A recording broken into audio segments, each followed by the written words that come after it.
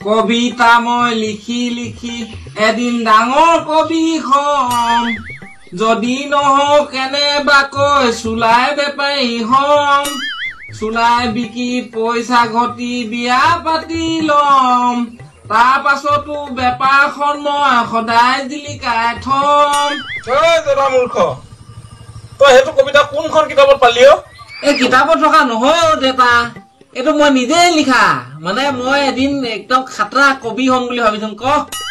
আৰু যে তাৰ কাৰণে মই চেষ্টা চলাই আছো এনে কিমান মান লিখি থৈছ দেউতা মই মুঠতে লিখিয়ে গৈছো আৰু হিচাপ যে পাছতহে হব আৰু মুঠতে লিখি গৈছো আৰু চাও তই এইফালে আছোন অলপমান মোৰ সন্মুখলৈ গৈছো বাৰু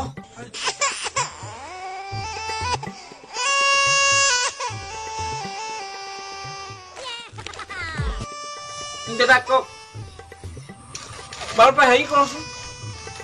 তোৰ আটাইতকৈ শ্ৰেষ্ঠ কবিতা বুলি যিটোকে ভাব সেইটোকে মোৰ আগত আবৃত্তি কৰি শুনাচোন আবৃত্তি কৰ কৰুণা ভায়াস কিনো তোমাৰ লীলা 2020 ফেব্ৰুৱাৰীৰ পৰা মাথা চুবাই আছা কৰুণা ভায়াস কিনো তোমাৰ লীলা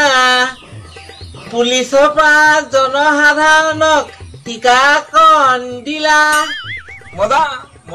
কিয়নো আহিলা কৰুণা তুমি পৃথিৱী হিলাই দিলা ওলাব নোৱাৰো খেলিব নোৱাৰো হৈছে মাথা ঘোলা বৰ ভাল হৈছে দেই ডিউটি পালা বন্ধ হৈ গল লাগিল মস্ত তলা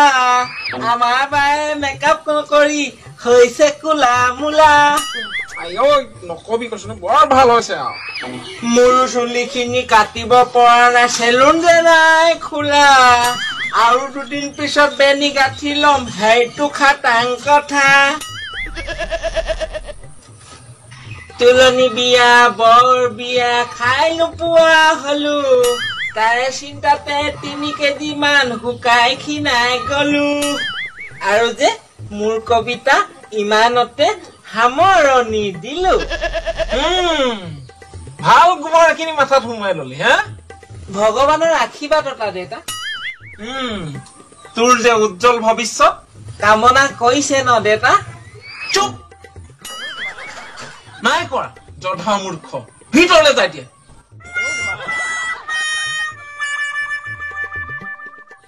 কবিতা লিখিবলৈ আহিছে সেনেকুৱা